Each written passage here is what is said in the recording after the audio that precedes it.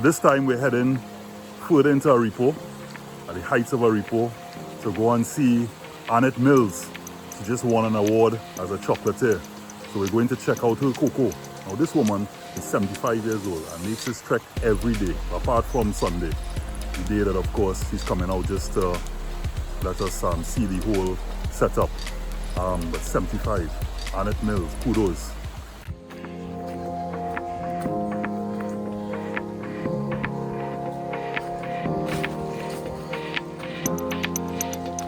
I want to show the path that she has to walk every day. You really walk this every day? Yeah.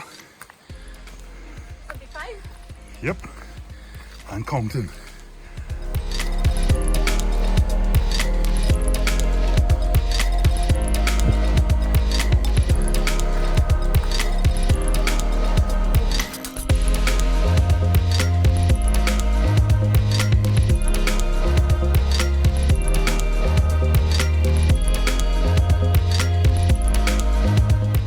Time for some hot cocoa.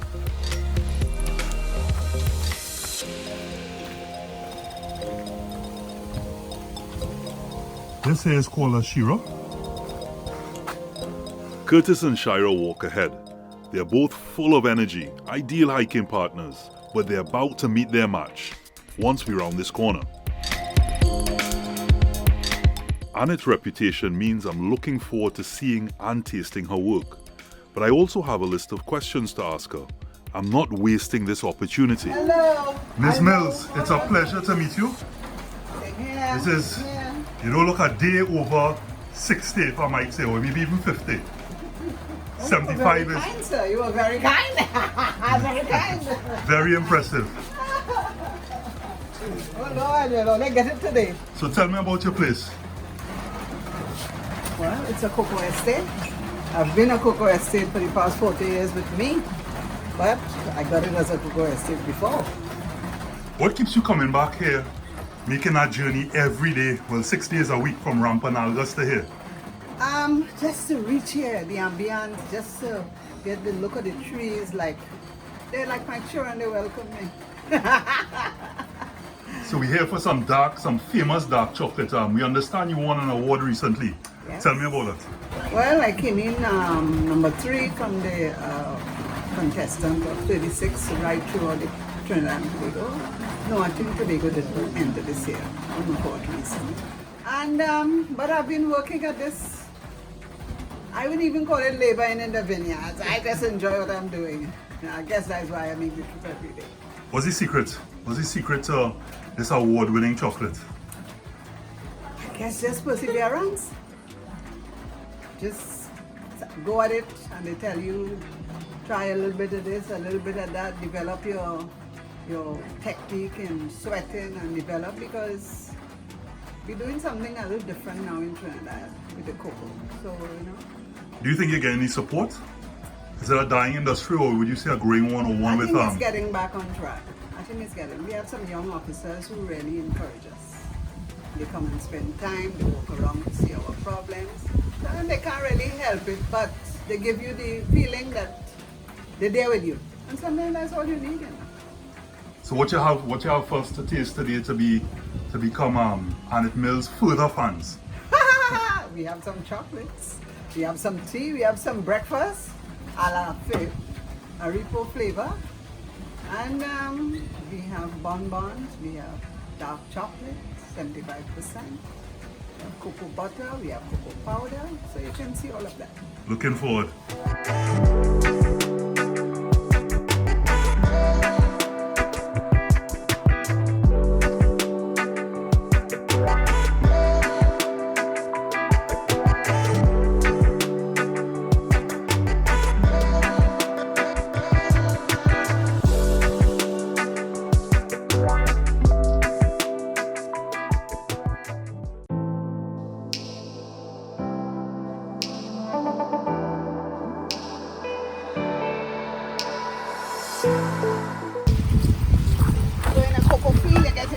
Interplanted a lot of things like mangoes, tamarack.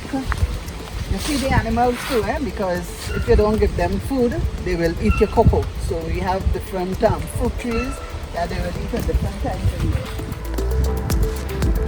So the animals you're talking about? Parrots. Parrots, well, like birds.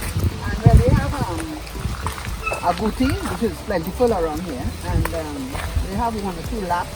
And there's a certain part of the land that when we pick cocoa, and right after we pick, by the following day, especially if you don't touch the cocoa, you would come and you would see signs of the deer pass.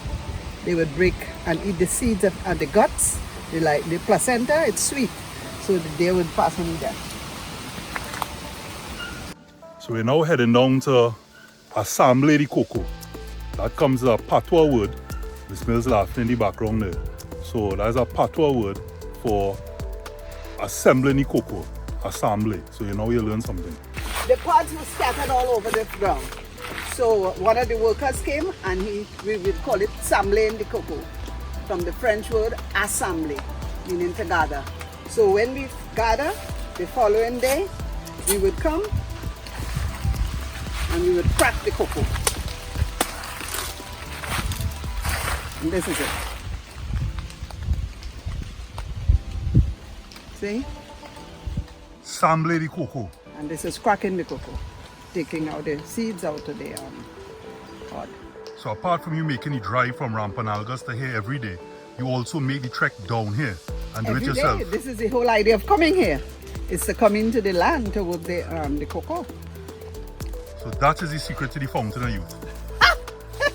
I guess. But it can't be bottled.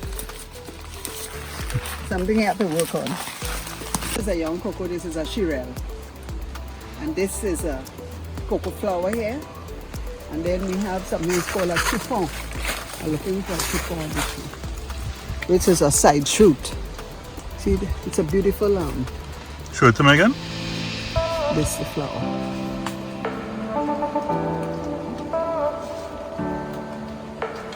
There's an open one. This one is open.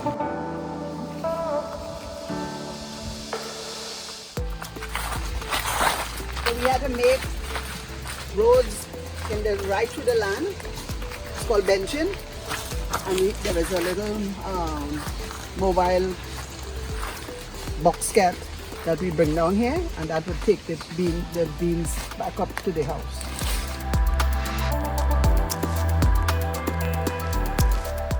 Everywhere you look is lush serenity.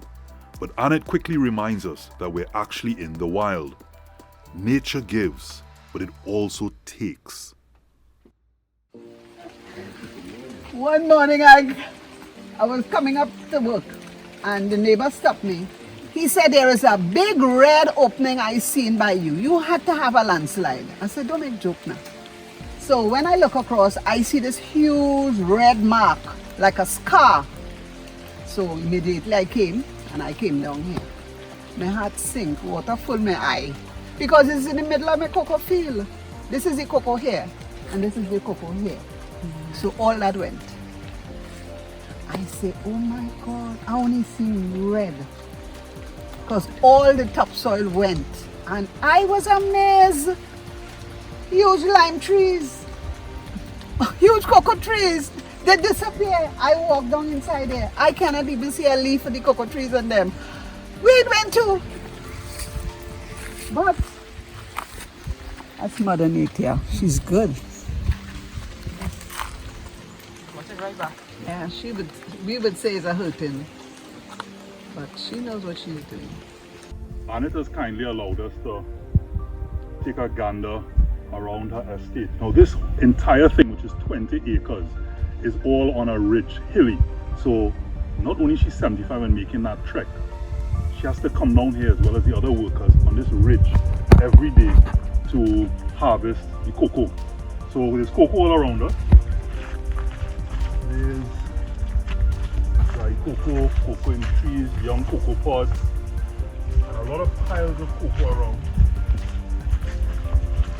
Where of course they've harvested and we pick up later on. There's cocoa pods here, cocoa pods over there. About 4 or 5 heaps just in this area alone, which is about, I would say, a circumference of about less than 20 meters. And it's sweet too bad. said I could look. I don't know if she said I could eat or taste it. But when in Rome, you had to taste a cocoa, you had to suck a cocoa pod or a seed. You had to be very careful in what you're saying. And then she said she has some breakfast for us. So mine is closer to, I would say, brunch or lunch. But I'm looking forward to that because it's pouring rain. So some hot cocoa right now. After I taste some sugar, it will be just right. And it's very slippery, as you can see, plenty leaves. My hike buddy there just laughing at the fact that, you know, almost bust now. Here we are.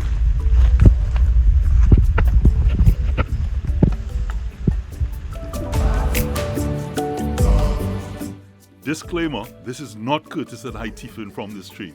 Well, I'm in here since 1979, so that's a good 40-something years. I'm a second-generation cocoa farmer. My father was a big cocoa man in Brasso Seco, had one of the most successful cocoa estates up there. And we have a big house cocoa house in Arima, so he used to dry his cocoa in Arima. When I first started here, I used to dry my cocoa there, but it wasn't convenient because whenever you're drying cocoa, you have to be away from the land here. So I decided to put the house here so we can do both, you know. But I've been here since. Sharamal came from the name Shagwaramal. It's an old Amerindian name. And the old people used to rename it and call it Sharamal. That's how I found an old aunt of mine. She had a daughter living up in here. And she would always pass by my mom and say, she's going Sharamal. And I used to wonder, where is Sharamal? And then I met an old lady in Arima one day. And she said, where you living, daughter? I was young. I said, I live Aripo. And she said, what part of Aripo? So I'm describing the place. And she said, oh, you live in Sharamal. That's how I come with Sharamal. I took the name one time. Picking cocoa with you having 3 young boy children. You carry them to school and they come back. You don't really have much workers because you can't afford much workers. And so I would pick the cocoa and leave them in bags, crack it, and I would put markers in them. And when I bring them from school, they come in dust dark. So they're looking for the markers to come and pick up the cocoa to carry it up, the seeds up the hill to be dried. Do they want to follow in your footsteps? They spend a lot of their money in here developing it.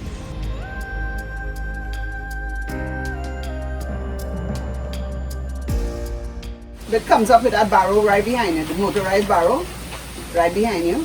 It's dumped inside of here. But it's dumped in half of this because there's a slot here.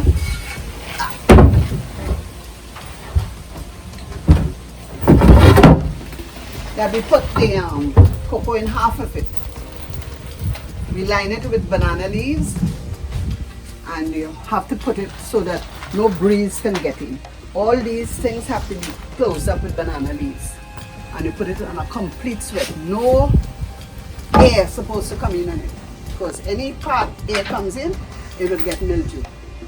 And so to get a perfect fermentation, what we do, see that same syringe we found on the ground? We make a water and we scrub the box. So we remove all the gum and whatever remain from the last sweating. And we clean the box, line the bottom of it with banana leaves and then put it in.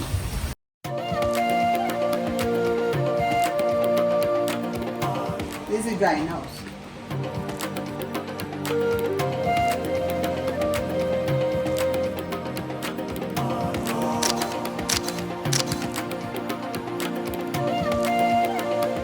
From the sweat box, I put it on this board here because it's very gummy then. So it has a lot of moisture in it. So you put it on that flat board, and that's a cool down table.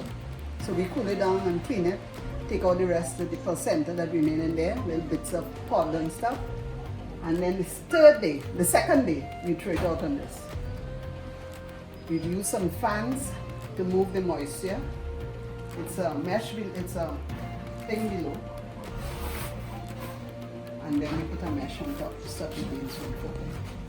And then the air would circulate. Sharamal offers cocoa powder cocoa butter. We have caramel brand, bold and dark, 75% dark chocolate. And we have to make a cocoa tea, Creole chocolate. Then we have bonbons and truffles. We have white chocolate also. We have granola type chocolate. And we have the packaging where we make beautiful packaging for our bonbons and truffles. So the question is, which one I'm trying first? The process takes time. It's a true labor of love, but it manages to be a little fun too.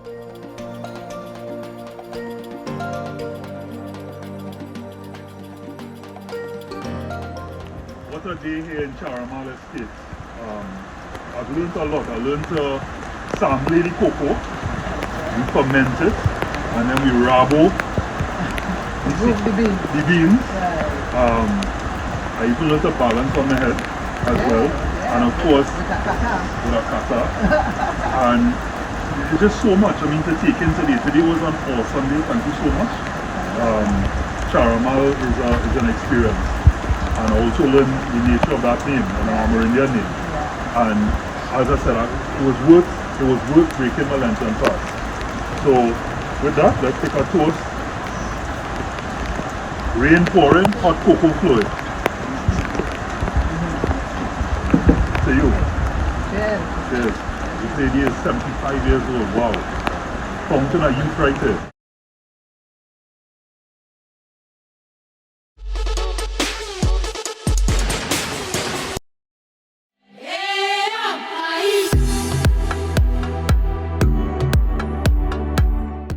So nobody, what I would know from the past, you normally dance the cocoa, as they say. That doesn't happen again. Well, we don't. Some people do, but we don't. We polish it by hand, so we massage the beans with water by hand so that they don't crack up the beans and damage the beans. So we try to preserve all the beans and keep them as perfect. Everyone valuable. Every bean is counted. Yeah. Every bean There's a lot of work that counted. goes into the beans, Yes. so it doesn't make sense that you damage the beans. So you've been through that every time. Yeah. Yeah, well, we get rid of all the impure ones, those little I was ones. thinking in a minute. Yes, everything like that. Flat beans. So Yeah, broken Sorted, beans. we work together as a team to produce Trinidad's premium cocoa. Cocoa. Yes. And you know, we Right. always tell our beans that the kings and queens and the prince and princess all are going to, you know, So they've been be together at a the while. table and enjoy, yeah? Yes. Still ain't catch on, but that's okay. The ponds. Yeah, Basafano, but let us slide. Nobody dances the cocoa again. Beans are way too valuable. Yeah. Yeah. That's how you beans get are good way product. too You valuable. have to care for the beans. And they will take care of you. Of And we do course. take some of the beans and we make our own chocolate and drinking chocolate. Yes. So, yeah, we in everything. We doing everything. Welcome to Princess Dos Vistas. And here we offer you hot coffee.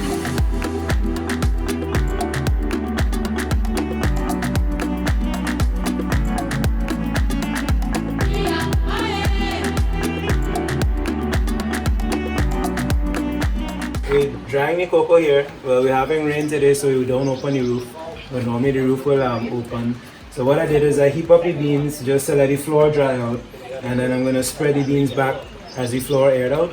I'll spread the beans back flat so that they continue to dry. And this is the 6th day of drying. So by tomorrow, hopefully we get good weather. And tomorrow it should be ready to sell.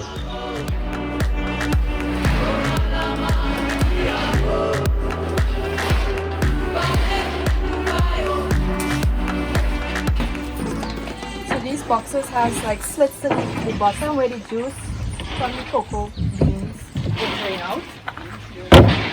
And we cover it with the cocoa bag. And we cover it also with the fig leaf, the banana leaves. Yeah. So this goes first after you put the beans in here. Wow. It smells like cocoa wine. This is the watercourse here, and that is the watercress field, right? Most of our watercress comes from around this area, freshly grown and reaped, right, from here. Across there where you're hardly seeing any is the already reaped. Of course, on this side, you see more green, is where it hasn't been reaped as yet, right? So the irrigation system has it that water comes from the river, flows through the beds, and then back out. So there's always a fresh consistency of fresh water. Hence the reason why it's called watercress.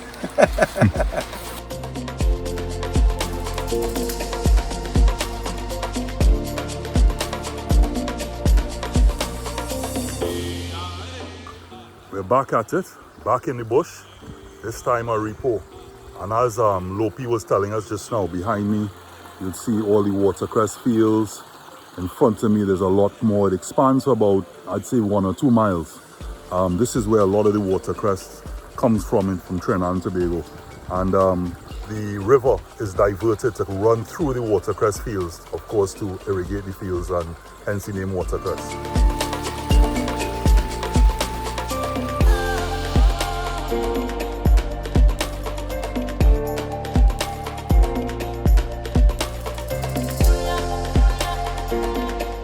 This part of the field, they have reaped already, as you could see down here.